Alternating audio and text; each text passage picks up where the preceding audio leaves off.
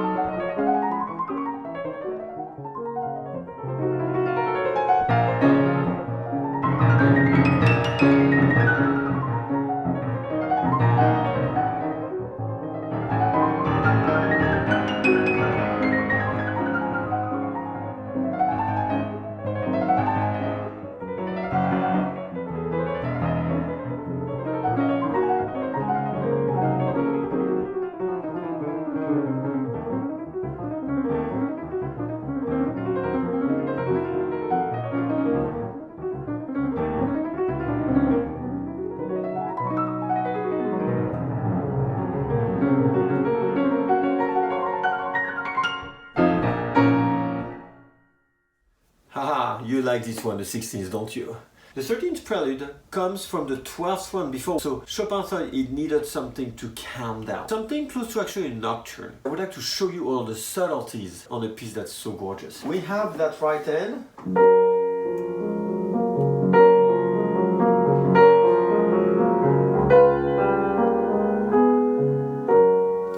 So a simple melody, and the left hand that turns around instead of. Could have been a pattern, and then. So he likes to turn around by half steps around the main note of the harmony. But what I want you to listen to is this.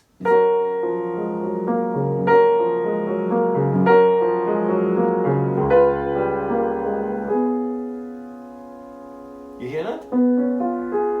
This note reappears from nowhere without being played. Why? Because as you can see on the music, the C sharp has been held in term measure. Then the E sharp has been played before. So when I do that, I hold my C sharp, then I play the E. So when I play this, I have the whole chord. It's so genius that when you replace it again,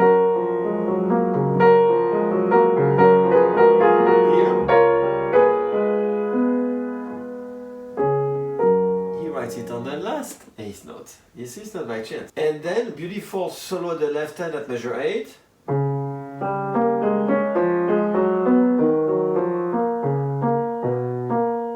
Here we have what's called a double counterpoint. Yes, of course it's related to Bach. I'm going to show you the double counterpoint.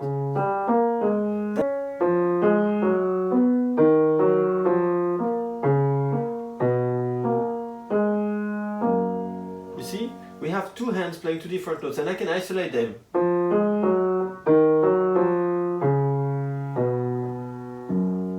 Or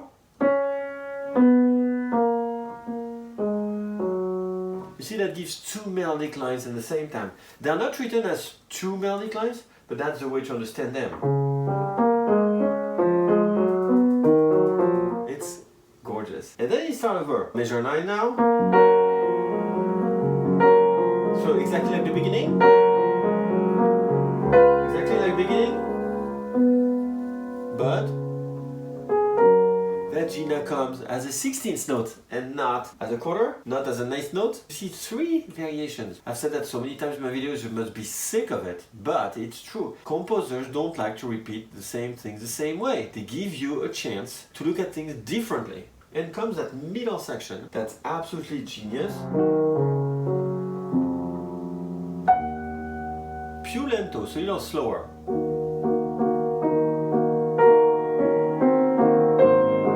It's so gorgeous. And here we have counterpoints because we have the melody, but we have.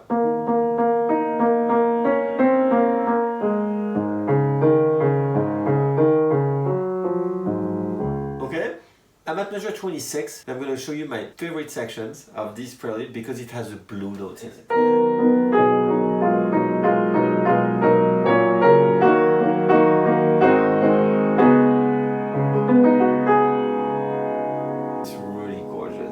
And he just show it a little quietly, softly. He doesn't make a demonstration of it. We're going to the number 14. Conceptually speaking, is the exact replica of the last movement of the funeral sonata from Chopin, the last movement. Except it's on 19 measures, but the concept we're playing the same notes at the same hands on the lower register, very fast in triplets. That means you don't really understand what's happening rhythmically, because nobody's going to play like this. Makes no sense. It has to go fast. So it sounds more like crawling. It's like mysterious and scary at the same time. It goes very fast. We don't really understand what's happening. And that leads us to the famous raindrop, the number 15. Here I could go in details, but I'm not going to because the video might be too long of explaining all the differences in the repetitions. Because it's repeated many times and there are many differences in these repetitions. So you have two choices. You can take a lesson from me and explain to you all the differences, or you can just look at it with a microscope and how they actually are a little bit different. And that's when, as I said many times already on all my videos, composers don't like to repeat themselves. So they give you hints of how you could do things differently. Here's one for you. The first time we have this. Left hand repeats. Like at measure 6. There's no repetition of the left hand. We don't do that. Okay? So there are many things that make it different. We have 3 variations of that little ornament, so we need to make them different. The second time we have, and the third time, which is kind of a mix of the two. It's interesting also in here, on the middle section,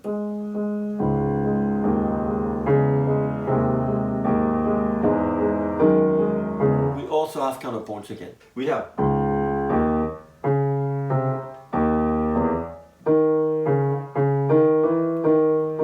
so you see we have lines responding to each other. And then there's one thing you need to pay attention to, because sometimes people repeat it and that's not correct. It's at measure 36. The inside note, that shows it's a different line, because he doesn't want Chopin to do with the right hand, only the top. He doubles. And then, and that C is tied. That section is repeated, but he doesn't want you to repeat that C. It's tempting because the left hand repeats the C sharp, so pay attention to this. And then after that moment of trouble, we go back to that beginning.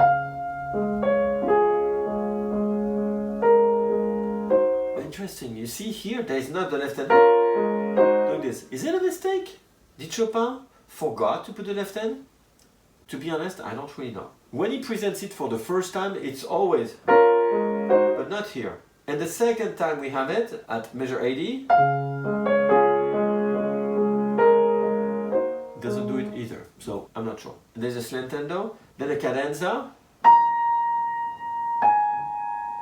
So people do whatever you want. And now obviously the melody is on the inside. So don't play it.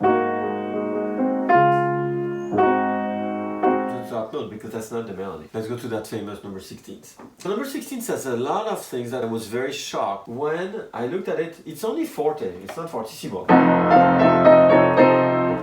And then there's a fermata, as you can see, on a measure, which means as long as you want of a measure, calculate the length you want of that measure, multiply by 2. That's the minimum wait you have to wait for. And I never hear that. I always hear.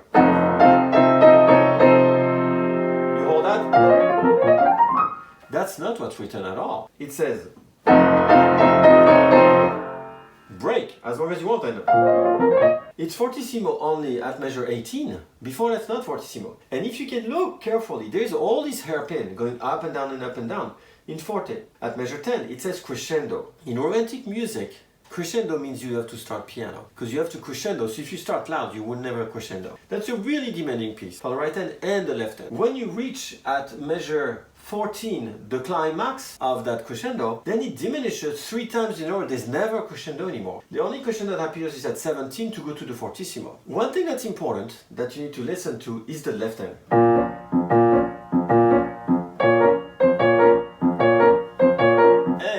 That's the first movement of the Funeral March Sonata from Chopin, which is opus 35, by the way. And this Prelude is opus 28. So really he's thinking of a... So that left hand is extremely important. We need to ta-ta, ta-ta, ta-ta, and it's written this way. 2 notes there. Even more interesting, if you look at measure 30, it says stretto. Stretto means go faster, rush. And that's stretto's little dots up to measure 34. That says sempre più animato. Sempre più animato means still going faster. If at measure 34 you have to still going faster to a piece that goes all the way to 46, how fast should you start at? Because if you start at the maximum speed, which is roughly 180, I don't know how you're going to go any faster than that. And if you don't go any faster, why aren't you playing what Chopin asked for? You can maybe say, he wrote stretto, he didn't mean it. Okay, sempre più animato means still, always, keep on going faster. So if you have maximum tempo, you won't even hear the accelerando. So don't start too fast. I know it's very tempting to try to go as fast as possible, but it is not what Chopin asked for. And I just want to say to everyone, always look this piece of music as your Bible. This is what Chopin wrote. What you hear is an interpretation. It can be wrong. Mine can be wrong the same way. Chopin took time to write indications. Just follow them. Interpret them. Do it the way you want. That's fine. I hope you enjoyed my video and presentation. If you want to listen to all 24, become a member and then you can listen to all of them. But if you can't, no problem. Just don't forget to subscribe to my channel right now. Just click on the little red button. You can follow me on all social media, LinkedIn, Facebook, Twitter, TikTok, Instagram, or on my website, laurentboukobza.net. If you want to take private lessons from me, you can always contact me on my email that shows underneath, laurent.boukobza.pianist without the e at gmail.com. So I'll see you all next week for Prelude number 17, 18, 19, and 20. Thank you very much. Bye bye now.